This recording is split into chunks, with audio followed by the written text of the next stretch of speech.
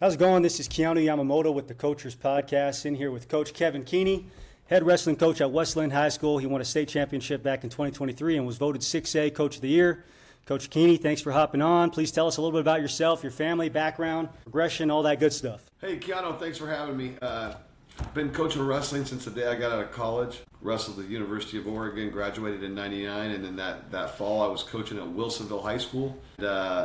That fall, I also kind of started doing my own thing with a wrestling club, and that turned into what's called All Phase Wrestling Club. That's been going since 1999. And so that's how I got into coaching. Got a wife, Jennifer, with 3 kids, and they were all active in sports or dance growing up.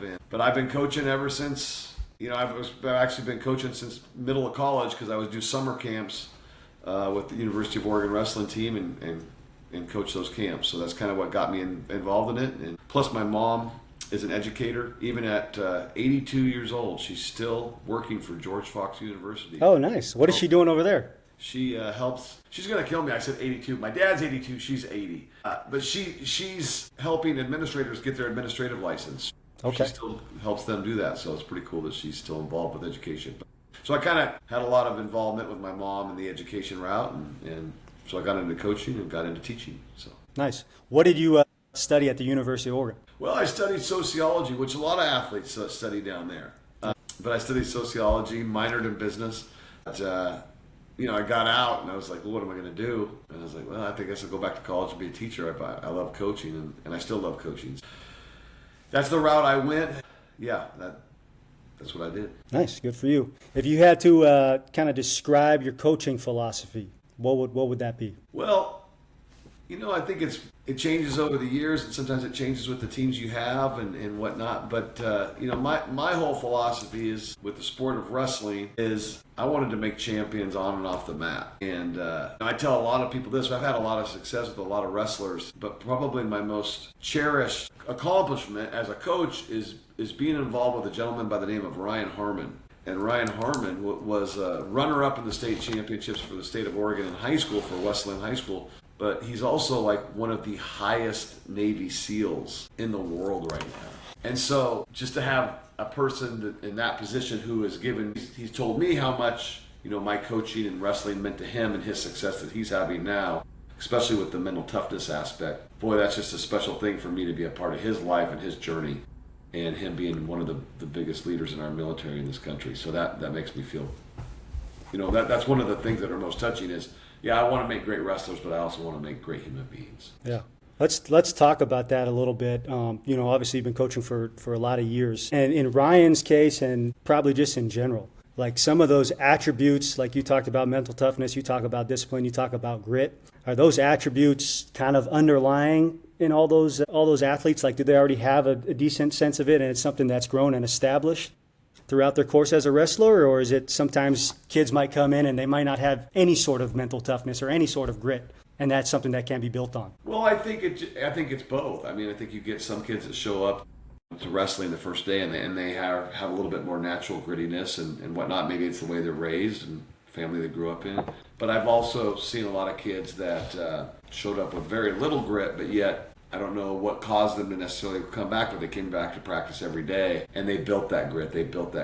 We had this practice called the Red Flag Day, and Red Flag Day is like, I've had numerous kids. I'll put a red flag up on the wall in the room, and they'll look in the window and see the red flag, and they'll turn around and leave. I've had kids tell me that they left because they know it's going to be so hard. But my point being is we do a lot of things that test people's physical abilities, but also more so their mental abilities. So I think things like those red flag days and some really hard wrestling practices help build that grit to help them later on in life. I know for me personally, when I was in college, one of the hardest things I've ever done was when I had to lose that last 2.5 pounds when I was trying to make weight. And so I draw strength from that throughout my whole life. And my team's this all the time. I'm like, hey, you're going to find things in wrestling and then it's going to affect you the rest of your life. Like Dan Gable said, once you've wrestled, everything else in life is easy. For me, there's so many times in my life where I've had some struggles, or I've had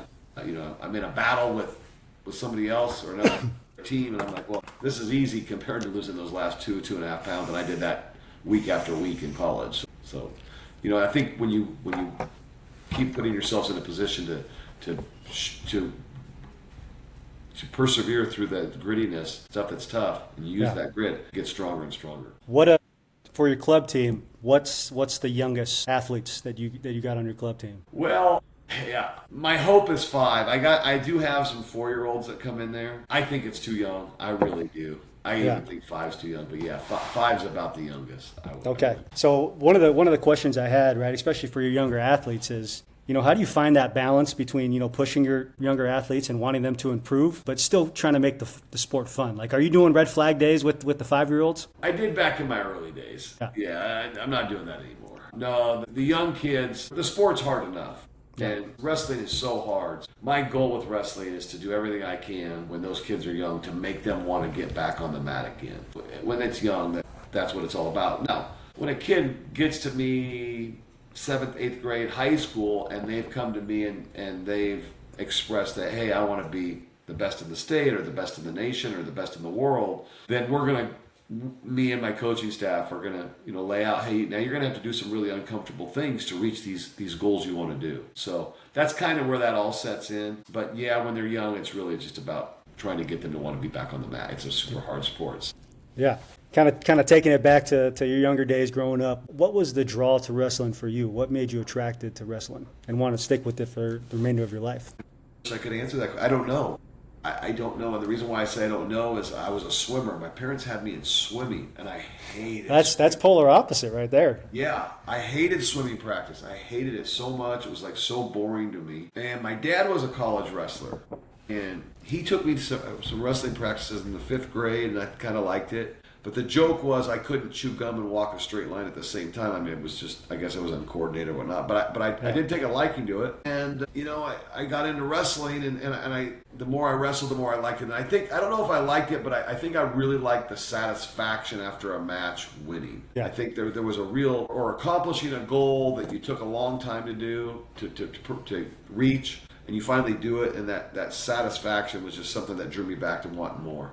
So I think that's what got me involved in wrestling as a competitor and kept me wanting to do it. It was just that self-gratification I would get after having success. The reason why I'm in it now is because of my club coach growing up, Roy Pittman at Peninsula Wrestling Club. And he was such a mentor as a coach that he really inspired me to want to give back to the sport and coach others. So I think that's why I'm still involved in it now, is because of the things I've learned, and I still learn from Roy Pittman. He's 80 years old, and he's still coaching me. So that's cool.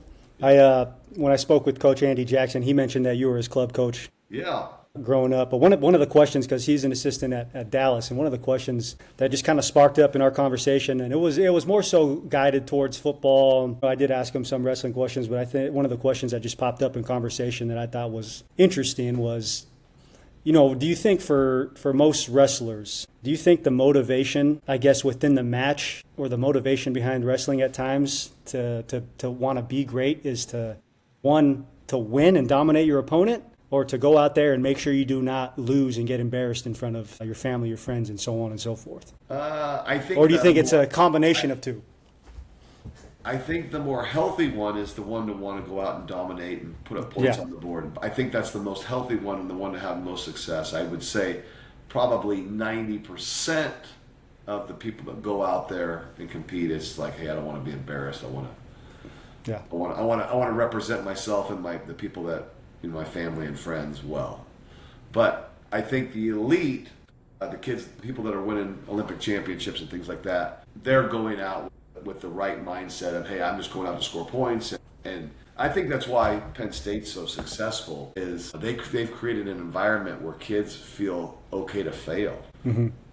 They don't yell at them in practice. It's a very calm practice, as far as like, you're never going to get reprimanded for trying something and it failing. I've done a lot of research on Penn State wrestling, and so most Penn State wrestlers, and they've been dominating for over a decade. They go out and they know no matter how they perform on the mat, their teammates, their coaches, their family is going to love them and care for them all the same. And they truly believe that. And I think there's a lot of people in this world that say that, but can they get their athletes to truly believe they conducted themselves day after day where kids don't feel like they're letting somebody down because they tried to move and they did it wrong or something? Yeah. Do you mind sharing kind of, maybe some of their formulas or some of their processes as far as how they go about instilling that culture at Penn State? How they go about it? Yeah. Well, they're I really mean, I'm sure. secretive. They're really Yeah, that's what I was secretive. going to say. I'm sure with everyone on the internet, there's probably a lot other layers and levels to that. Yeah, they're really secretive. But one of Cale Sanderson, the head coach at Penn State, his protege is David Taylor, has been at Oklahoma State for a year and turned that program around in 1 year. And I got some insight into their program, and it's kind of like what I've just been telling you. Like, there's just they come in, they work hard. One thing they do is there's no practice over 90 minutes. Now, they might practice twice a day, but there's no practice over 90 minutes. They just don't feel like kids can. Once 90 minutes is up, they've kind of lost the mental part of a practice. And so that doesn't mean they're not going to go 3 hours a day. It's just going to be 2 90-minute sessions, or a 90-minute session and maybe a 60-minute hard wrestling session or something. But so I think that's one thing they've done, is that they've said, hey, listen, you don't need to hold these kids in the room for over 2 hours. And then the other thing is, I think I've already alluded to it, but it's just creating that environment day after day that, hey, listen, we believe in you. We wouldn't have recruited you if we didn't believe in you. We're in this together, and please go out and try moves. And I think a lot of coaches say that, but I think at Penn State, they're really like soft-spoken individuals, their coaching staff. And I think I'm guilty of it. I'm trying to get better. Where if I see an issue across a wrestling room, I'm probably going to shout and call the kid out of my natural instinct. Where I think at Penn State, I think those coaches I don't even think they have to train themselves. I just think that's who they are. They're going to go over and have a private conversation, and just say, hey, look, I think in that situation, you might want to do this and this instead.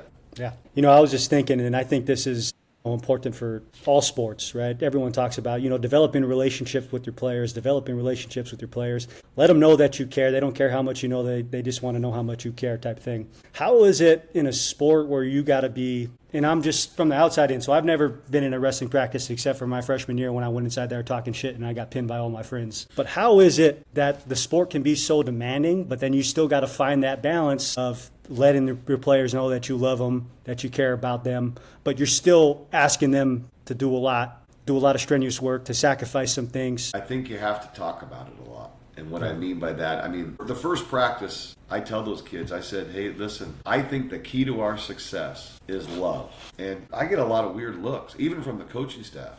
But I truly believe the key to our team having success is love. And what I mean by that is, you have to love one another so much that even when you don't feel good, or even when things are tough, you still make time to be in this practice room each and every day to help your teammates accomplish the goal that we're trying to accomplish. And if you don't have love and care for your teammates, you're going to find that reason to not be at practice. You're going to find that reason to get out of a drill.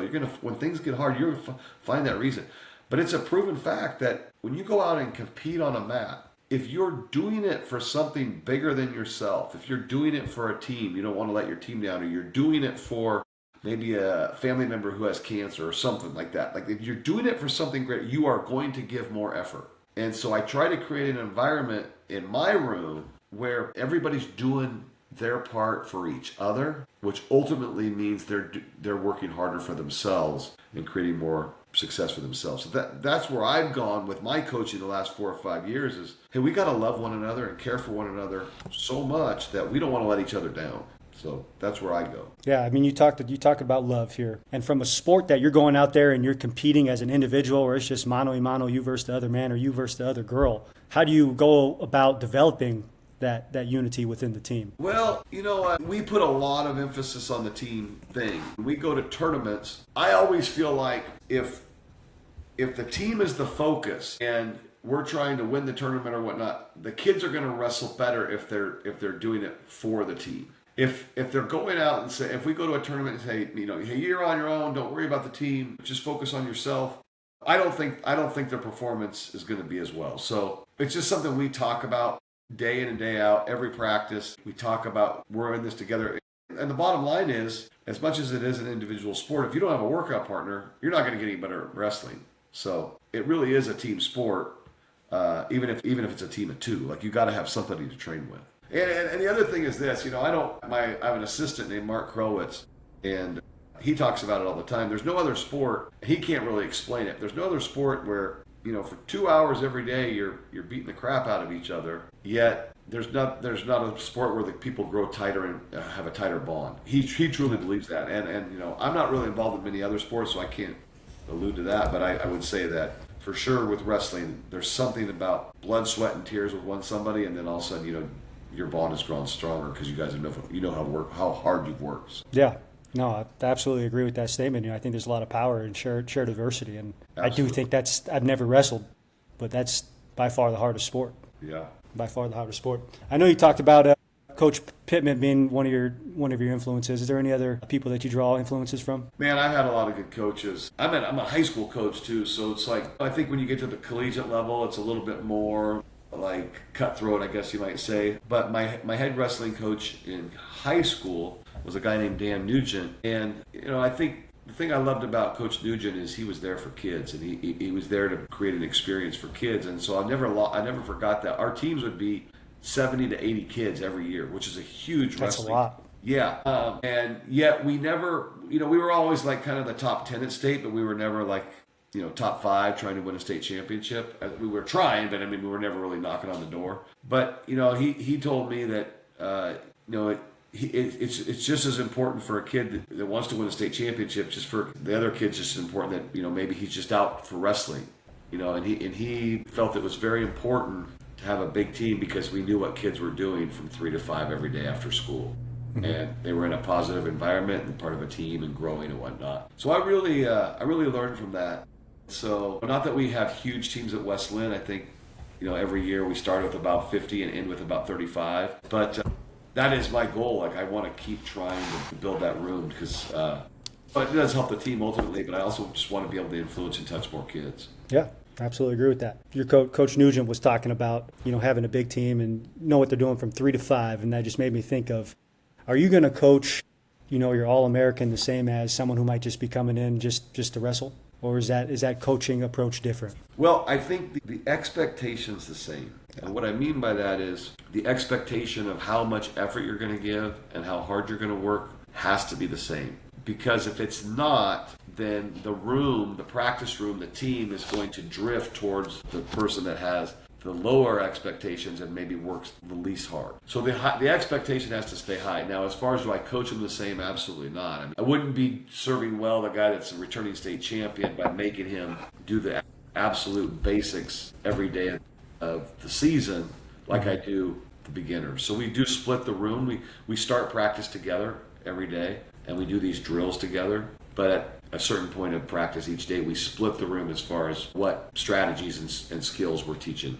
groups, depending on where they're at. Talk to me what a week looks like as a head wrestling coach. Kind of practice plan. What does the practice look like Monday through Friday? So once you get into the meat of the season and you got tournaments, I think that's where wrestling becomes fun. Monday's usually going to be a pretty hard day, just because you want to have the guys feeling pretty fresh when you have your tournaments and duels. And duels are usually on Thursday, and tournaments either on Saturday or Friday and Saturday. So you go pretty hard at the beginning of the week, and the middle of the week, I still like to make it hard mentally. Like I still want them to their minds to be working and be sharp, but I don't want their bodies to be so beat up. So when we get closer to competition in that week, we kind of back off as far as maybe the live combat and live wrestling, but we might still do some things that makes it hard on them mentally. But the thing I love about the meat of the season is you go to competitions, and that sets up your practice plan for the next practice or two. You see the things you need to work on and address, and that helps me practice plan for the next couple practices. Yeah. And with that said, it's kind of a catch-22 there, because you also have, I start out beginning of the season before I even step in the practice room, and I lay out the practice plan for the year and what I want it to look like a curriculum map, to try to stay on course, but also address things that you've maybe screwed up on in the competition as a team can sometimes be a difficult thing to manage. Yeah. You talked a little bit about Red Flag Day earlier. Yeah. Favorite conditioning drill? What do we got? What's the killer of Red Flag Day? What's the one all the kids are dreading? Well, there's this one drill. It's super hard. I'll try to explain it. So a guy fakes like he's going to shoot on you, And the guy that's doing the drill has to sprawl. So it's essentially like doing a burpee with a push-up. They do a burpee, they get back to their stance, then they have to shoot on the guy that faked on them, a double leg takedown, and pick the guy up in the air. And then set the guy down and do that over and over again for a minute. So that's probably the hardest one that I can think of. Like, if I had to choose one, that gets them so tired so quick. Yeah. But at the same time, it takes so much mental toughness, because if you don't lift correctly, you really, and that's, I got to be careful as a coach. Because if they're so tired and they can't lift correctly, they can really hurt themselves, especially their back. And so, but I would say did you see me scratching my back right here? I was just kind of thinking about that. Yeah, I mean, it's a really hard drill. You're hitting a burpee, but then you're hitting a wrestling shot, and you're picking the guy up, and you're doing that over and over. It's pretty tough. Okay, I like it. Probably won't be doing any of those anytime soon. You mentioned Ryan Harmon as being one of the favorite athletes that you coached. Can you maybe describe a story or an anecdote that you have where that this was probably one of your greatest moments in coaching, or greatest moments as a wrestling coach? In particular with Ryan? Just in general. Yeah, I mean, I've got so many. You know, I think the ones that are the most rewarding, because I told you I coach club wrestling too. So I coach kids from 5 years old until seniors in high school. And the ones that are most rewarding to me are those kids that really hardly ever get their hand raised growing up. And they never get their hand raised. They hardly ever get their hand raised. But they keep coming back to practice. They keep showing up. And that's one of our biggest mottos. Like, we'll break oftentimes at the end of practice and say, 1, 2, 3, keep showing up. Because some of the hardest things to do in wrestling is just to show up for the next practice. Now, when I see a kid who's graduating high school, and all of a sudden, here's a kid that could hardly get his hand raised growing up through youth wrestling and middle school, and maybe even had minimal success in their first few years of high school, and then they're on the top of the state championship podium by their senior year. It's a pretty special thing, and and to have an influence on a kid, to convince them to not quit, to convince them to keep coming back for more, is really special. You know, I coached a kid named Oscar Dosas. He just got voted this last year 6A Wrestler of the Year for the state of Oregon.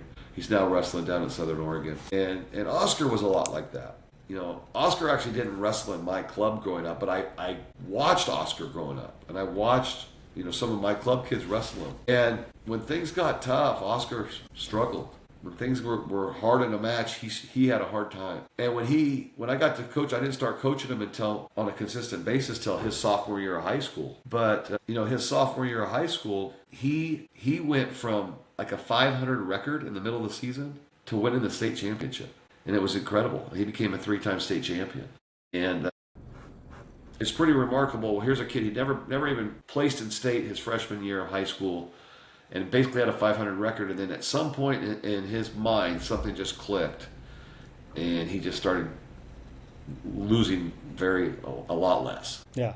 Did you ever kind of pick his brain and ask him kind of what flipped the switch there? Oscar was a unique individual. I think he just realized that, and a lot of what we alluded to earlier about, kids going on the mat. I think he was always worried about the result, and he started to realize, like, hey, man, wrestling stuff is just a sport. It's not a big deal. Just go out and do your best. Stay in good position and believe in yourself, and good things are going to happen. And he became a person that really believed in himself. Almost to some people, he came off super arrogant. But at the same time, I don't think he would have had the success on the mat without that confidence.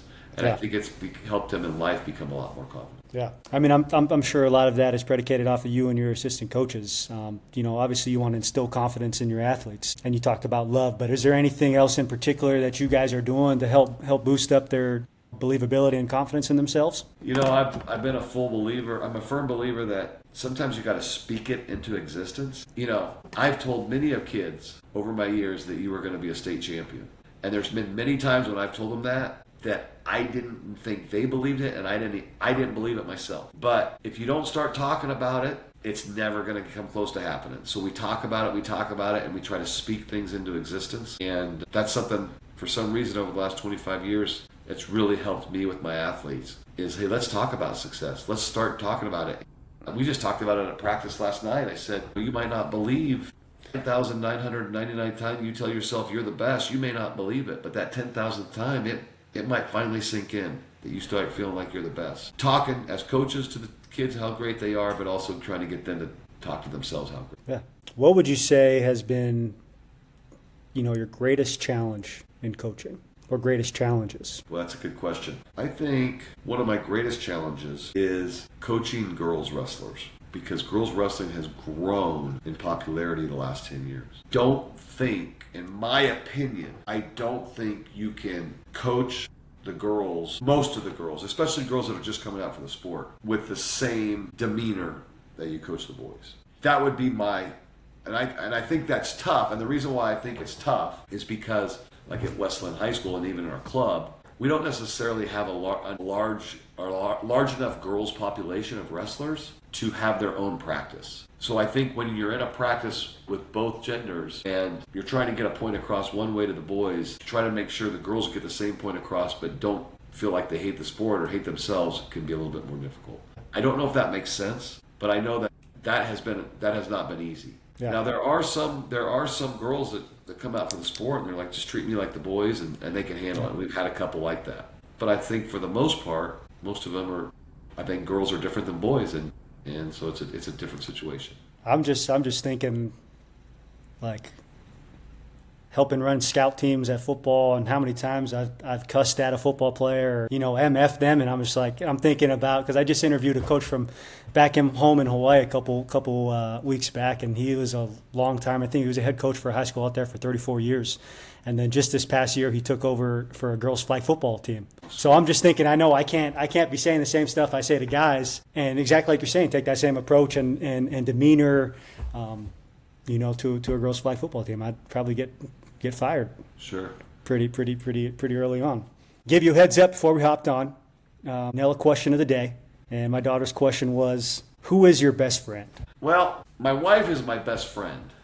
Brownie points right there. I set you up, man. Yeah, my wife is my best friend, and that's not even close. But I think your daughter's alluding to, like, hey, who is your best, guy friend? And that would be, I would say, if I'm going to say one name, I got to say the other. And my roommates in college were Chael Sonnen and Jesse Culp.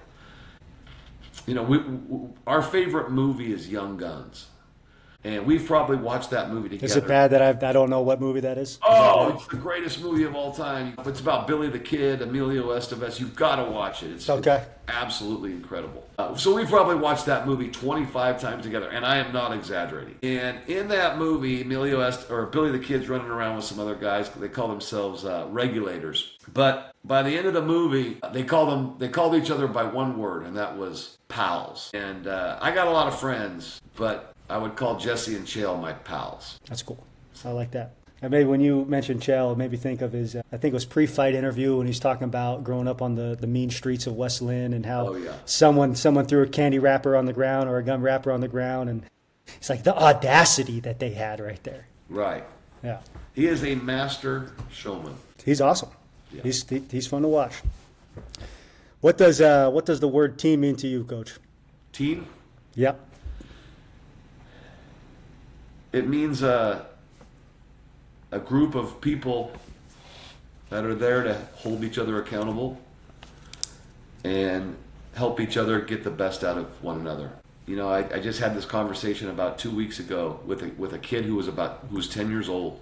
He was so mad because at the end of practice, Coach Reyes, who was running our practice, I was in the room as an assistant that night, but Coach Reyes was running this practice. And Coach Reyes had these kids go from their knees, they had to get from their knees and jump up to their feet and then go back to and they had to do that all the way across the room to get out of practice. And this 10-year-old kid named Charles got almost to the end, and he had room to do at least one, maybe two more, and he stood up and he walked out. I didn't walk out of the room, he just walked to the end. And I said, no, Charles, come back. And everybody in the room was done, and they were encouraging Charles to go back and get two more.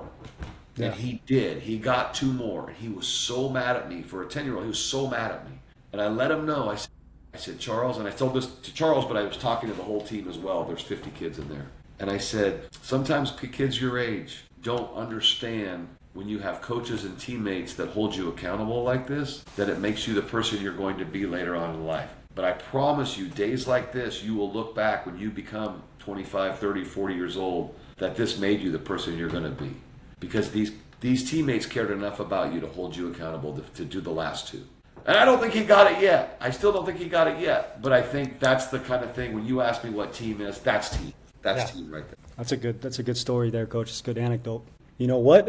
Talking about competition, right? And you mentioned, it's an individual sport, but you got to wrestle, you got to practice with someone in order to be really freaking good or to improve. But how do you go about, creating healthy competition within practice where, these guys are going to go at each other's throats, but at the same time, they kind of have to toe that line where they're not getting each other injured, but at the same time, giving each other their best effort? I think we have to talk about it a lot.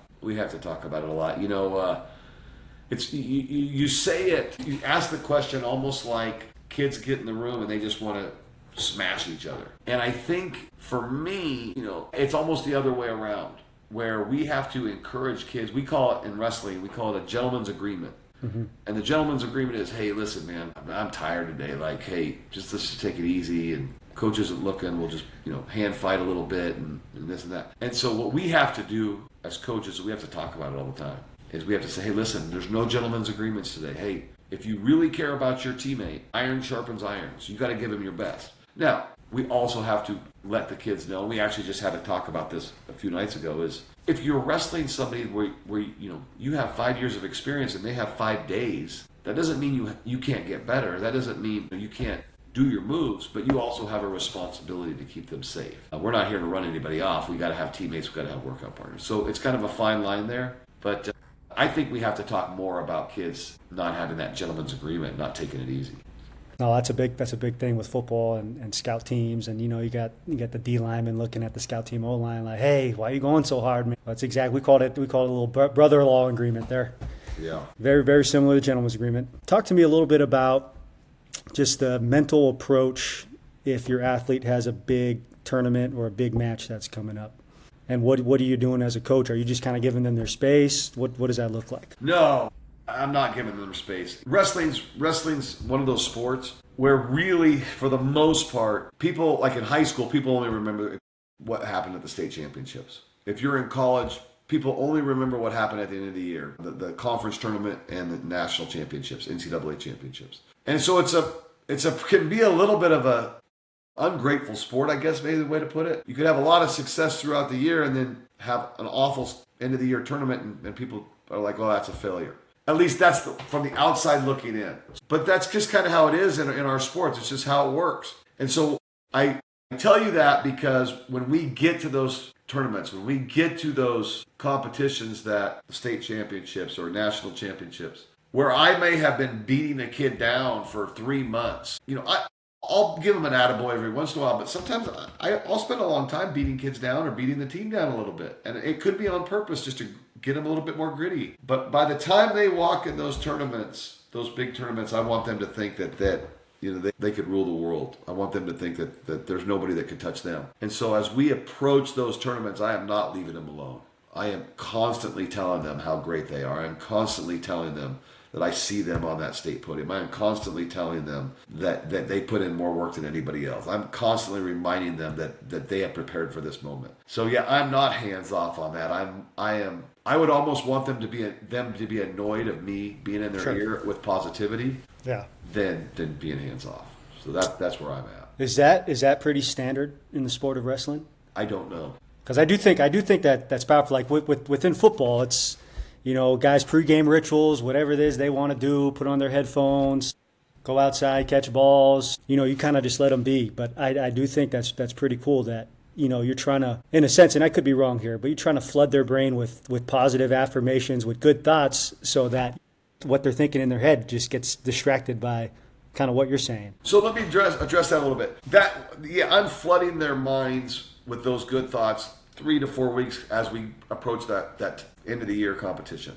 But yeah, when they're preparing, when it's 15, 20 minutes before their match, I'm mostly leaving them alone. Gotcha. But I will periodically, before they walk on the mat, if I'm in their corner, I'm going to tell them something about how great they are. I don't know if other people do that, but I do know that Coach Pittman did that with me. And Coach Pittman was hard on me. He had high expectations. He held me accountable. There was days I did not want to go to practice because I was tired of him being on my case. Just got to show up, baby. I got to show up. But when I went to the big competitions, he had me feeling like there was nobody better than me. Mm-hmm. And so I took that from him. Yeah. Do you think that was kind of a thing that it's like, hey, this coach or this, in a lack of better word, father figure has, like you said, been kind of beating me down. And then now as I'm trying to peak towards the end of the year, he's approving me. And you think there's a gratification that, you know, you're, I guess, giving you're giving them that satisfaction of, okay, I made him proud. Oh, yeah. And that's what lifted me or propelled the athlete to a different level. I can only speak for myself, and for me with Coach Pittman, that was 100% what it is. I wanted to make him proud, for sure. Yeah. You know, and I don't know if that was, you know, I can't tell you what my athletes that I've coached feel. That would be on them to say. But that was for sure me with Coach Pittman. But, you know, the thing with Coach Pittman was, for some reason, I don't know, I do know. Coach Pittman was the first person, you know, I had wrestling coaches that would teach me technique and positions and this and that. But he was the first one that told me, Kevin, I believe in you. And so I tell you that because, you know, I was friends with a baseball player at Oregon State when they were winning all those national championships under Pat Casey. And I said, hey, tell me, I'm a coaching junkie. Like, I want to know what all coaches are doing. I want to learn from coaches. And I said, tell me about Pat Casey. He goes, he's the master motivator. I go, well, what about like skills and this and that? He goes, I don't have anything bad to say about his coaching as far as techniques or skills and strategies. He goes, he's great, but he's a master motivator. And I have to think back to Coach Pittman. I have to remember that story about Coach Casey. Coaching is so much more than X's and O's. And I think it's way more than that. That if you can motivate people and you can get them to believe in themselves, that's coaching. Everything else can take care of itself. Kind of drawing on that a little bit, you mentioned Coach Pat Casey. Is there anyone from outside of your sport, any books that you're reading, many coaches that you listen to that you said you're a coaching junkie? So that I am the same. So I like new books or, YouTube videos to watch. Yeah, I don't, this isn't going to shock anybody because he's so popular. But I was at a wedding this last summer, and I ran into a friend of mine who owns a restaurant, so she's a business owner. So she's all about working with people and having success and whatnot. And she said, oh my gosh, you got to hear this podcast with Nick Saban. And I heard I left the wedding. I had a 3-hour drive home. So I put the podcast on. And I had already listened to a bunch of Nick Saban stuff before, but it's like just reiterated like why you coach and how you coach and how you keep the standard high, and you have to bring people up to the standard. We're not lowering the standard for anybody. So I would say, like, Nick Saban he's money, man. That guy's, you can take what he says and go with it. We talked about this a little bit before we got on. I brought up, I asked you who your favorite MMA fighter was. But one of the guys that I liked watching growing up, just throughout college and I think high school too, I can't remember what the exact timeline was Conor McGregor. Sure. Love Conor McGregor. And I love watching the little motivational videos on Conor McGregor, of him talking just about visualization and how powerful that is. Do you ever draw any Conor McGregor videos and send them to your athletes? I don't. I mean, I think Conor's fun to watch, but I don't. I think with social media and stuff, I think my athletes are watching him. Absolutely. Yeah. I'm excited. I probably get most of my stuff from my athletes showing me. They have time on their hands. I don't have time on my hands. Yeah. Well, I'm hoping he actually gets on the White House card. I know. I'd be so excited to see him come back and fight. Yeah, I just talked to Chael about that yesterday. He said that's a real possibility, but nothing's set in stone. But like that to me is like, regardless of the out of the octagon antics that he had, like the utmost belief in oneself. Sure. And like that to me is just very admirable. And, in a sense, gave me confidence too, just like how much belief he had in himself. I thought it was cool. I thought it was infectious. Anyways, off on the Conor McGregor spill here. I don't know Conor at all. I mean, I wouldn't know him from anything, but I can tell you this, and I don't know if this is true with him, but it seems like it. People lie to themselves all the time, but you can actually lie to yourself into greatness too. I have seen people that are not good, but they tell themselves all the time how great they are. They lie, and it's like they truly believe they're and it shows in their performance. I actually did talk about my club team about that the other day. Like, hey, you can lie to yourself. Usually lying to yourself is not good, but if you're telling yourself you're great and you're not great yet, you're probably going to get better quicker if you're creating a belief in yourself. Yeah. No, that's good stuff. All right, we win the state championship 2025. Where are we going to eat? Where are we taking the team on the bus? Are we going to McDonald's? You got something better up your sleeve? Where are we going? Man, probably my house. I'm a really good cook. Yeah? What are you cooking? I would cook brisket. I cook baby back ribs. I got this chicken recipe that they tell me it's the best chicken they've ever had. They call it cracked chicken. Yeah. I'd probably make that. But so that would be if I had the time. If we had to go somewhere to eat and I got to choose, I'd probably pick the Ringside Steakhouse in Portland. Where's that at? That is right off of Burnside, up towards northwest Portland. Right off Burnside, and boy, it's been there for years, and it actually just burned down, and they rebuilt it and just reopened it. Okay, I got to give it a go next time we're up there. It's the best steakhouse in Portland. Easy. Okay, how do you go about establishing a sense of leadership within the team? How do you go about your captain process? So it's funny you asked that, because that is one of our biggest struggles. And I bring that up because my first year of being the head coach at West Linn, I've only been a head coach for 3 years. I'm going on my 4th year. And my first year, our leaders were just absolutely incredible. We picked them. The coaches sat down and said, okay, we're going to have these leaders. Pick the captains, but they were just absolutely incredible. And I'm not saying, I think what really helped with our captains my first year is we had a guy named Earl Engel. Earl was the biggest, strongest guy on the team. He was a good wrestler. He wasn't the best wrestler, but he was a good wrestler. But he was the enforcer. And even the best wrestlers would not necessarily cower to Earl when they were wrestling, but if Earl spoke up, they would cower to him. There had to be an enforcer. And that was Earl. And so we haven't had, I wouldn't say the last couple of years, we haven't had an enforcer. And I don't know if we're going to have one this year. So what we're doing this year is we're making it a big deal. We're saying, listen, you have to have an application. They're filling out an application. That's cool. They're going to have to do a book study. Okay.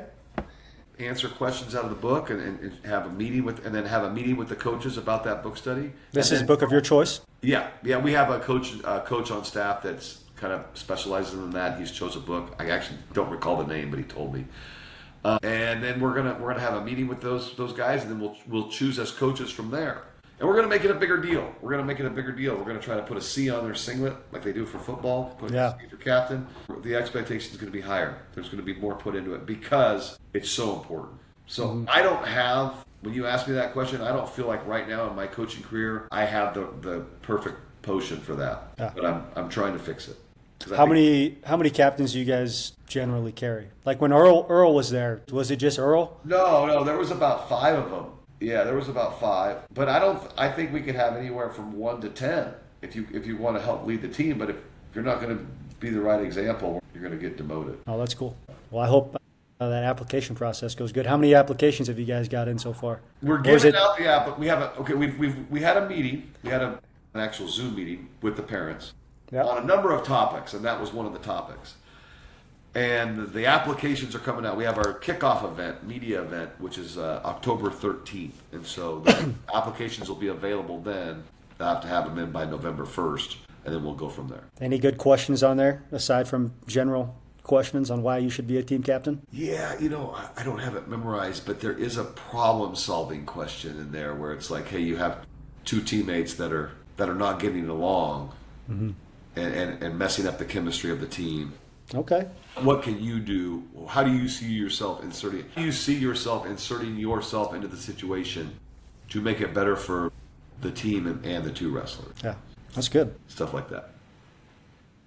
What's one thing you wish that more people understood about the sport of wrestling? Chael, I'm on this college text thread with a bunch of college friends. We were talking about wrestling. This is about a month ago. And we were talking about his kid's wrestling right now. His kid's 10. And he put, wrestling isn't necessarily fun, but it is necessary. And that really resonated with me because I think everybody in this world wrestles whether they like it or not. Whether you're on a mat wrestling, every day you're wrestling with the decisions you're going to make. And it's necessary. I think the sport of wrestling, there's no better sport for people to learn to make decisions for themselves than the sport of wrestling. That's why I think it's necessary. I think I had a a mentor tell me one time when he was raising his kids. He said, my kids all have to do an individual sport, even if it's piano. And I said, why is that? He goes, because they need to learn to be in front of a crowd and have to make decisions for themselves on what the outcome's going to be. And I think that'll help people be better quarterbacks, be better basketball players, whatever. Yeah, that's good shit right there. Part of my French, but this is why I like doing the podcast, because I get 45 minutes to an hour of 15 minutes of talking about a subject that I love. And then what you just said right there, like, is very powerful. And I'm not trying to just, blow smoke. But this is why I enjoy talking, because, what you said isn't maybe something I haven't heard before, but the way that you said it, right, and the cadence of it, and I guess the anecdote behind it, that's what made it special. Like, that was cool right there, Coach. I appreciate that. Thank you. If you are jail. Huh? I stole it from jail. Yeah, but No, it was a text message. He sent it to 20 other guys, and I thought, that is such a great way to show what wrestling's about. It's just necessary. It's not fun. It's not always fun. It's just necessary. Yeah, kind of along those same lines a little bit. You have an athlete who just had a bad loss, disappointing loss. What does that communication look like after the fact? It's different for everybody. I really think that's where the individuality of the sport of wrestling comes in. I had a kid that had a really tough match in the state finals this year, and just didn't do enough to win, and lost a really close match. And I really felt the best thing for me to do was just leave him alone. And I left him alone for days. I think it was probably Tuesday of the next week before I reached out to make sure he was okay. So it just depends. You have to stay involved, because when you get some of these kids when you're talking high school and seniors in high school and stuff, and they've worked for so many years for certain goals, and if they don't reach that goal, you don't want them to go do something that might impact them or somebody else the rest of their life. They make a decision where just because you're frustrated and society says you handle your failures this way, that doesn't mean it's the right way. Mm-hmm. So I keep a close eye on that.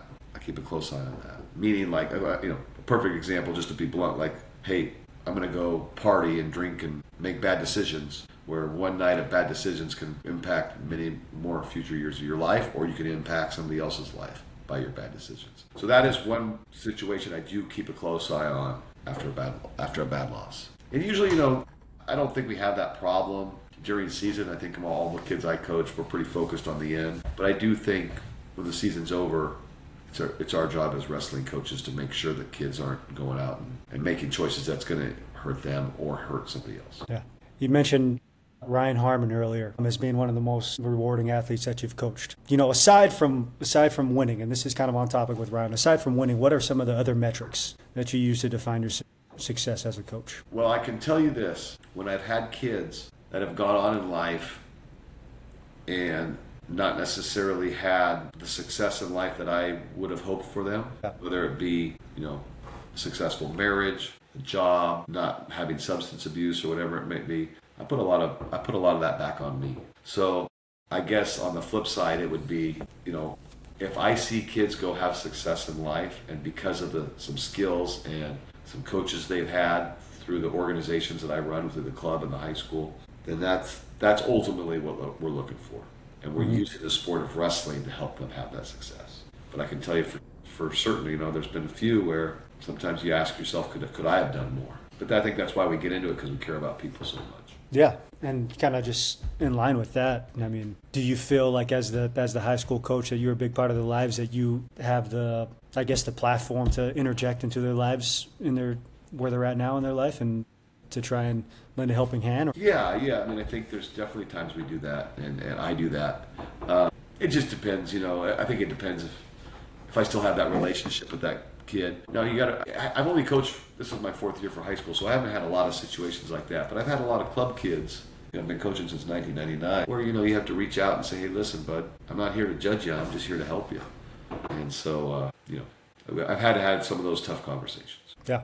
What got you into high school coaching? COVID. Yeah. Yeah. So COVID shut us down, kind of.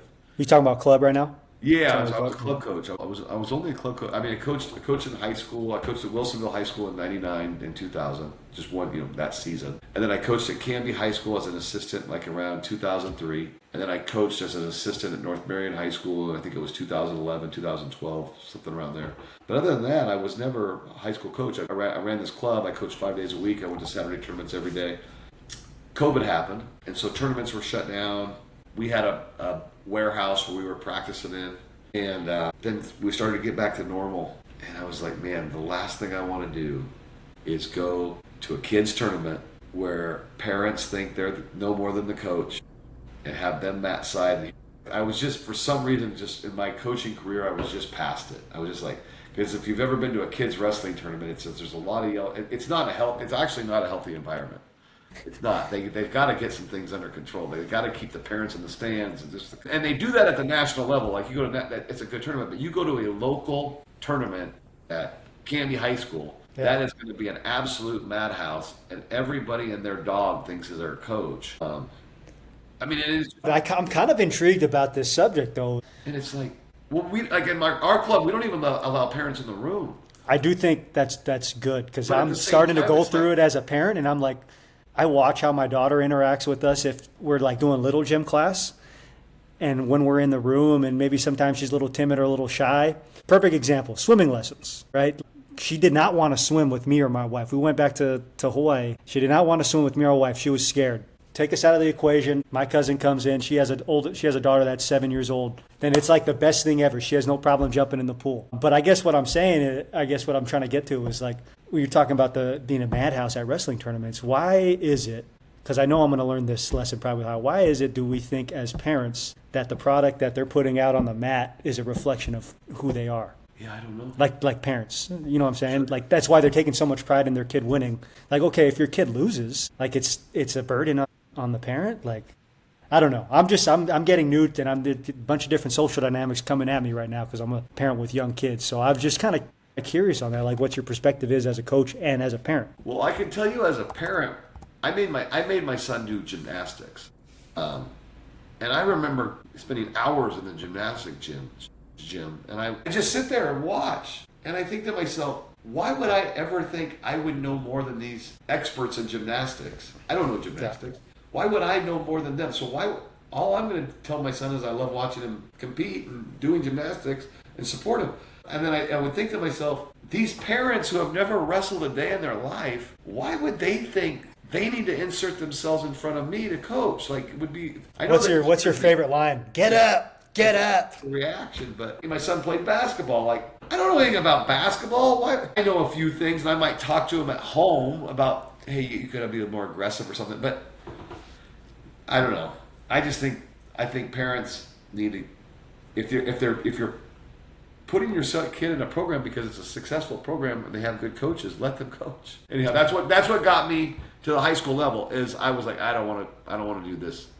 Kid, I still coach kids and I still go to some tournaments.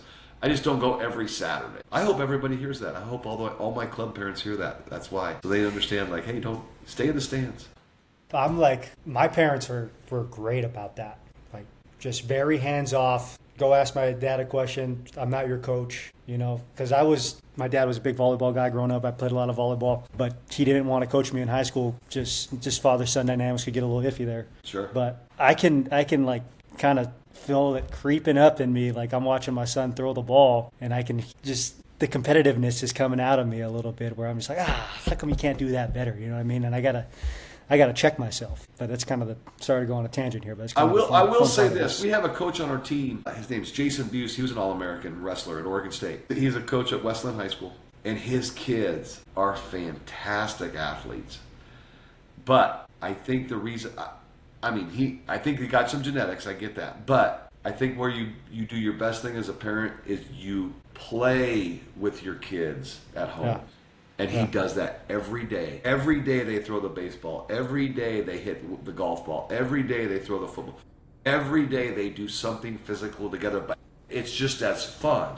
And I think that's where the progression, I think that's super important. But I don't think you take a kid to a competition and then override the coach. Yeah.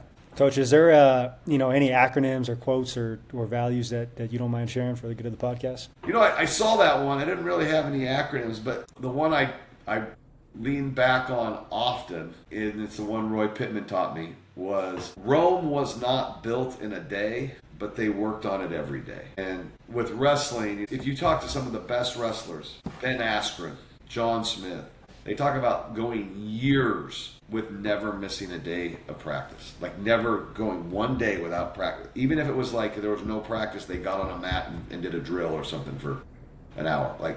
And so I just think if you want to be the greatest, you have to simplify your life and you have to find ways to do your craft every day. Yeah, that's good. That's kind of, you're speaking about Ben Askren. Talk about living his own testimony right now. Unbelievable. Yeah. I didn't read too much into it. I just like watching his Mental Mondays. Yeah. But what happened? Well, I know it was a double lung collapse or something along those lines, but was it something to do with...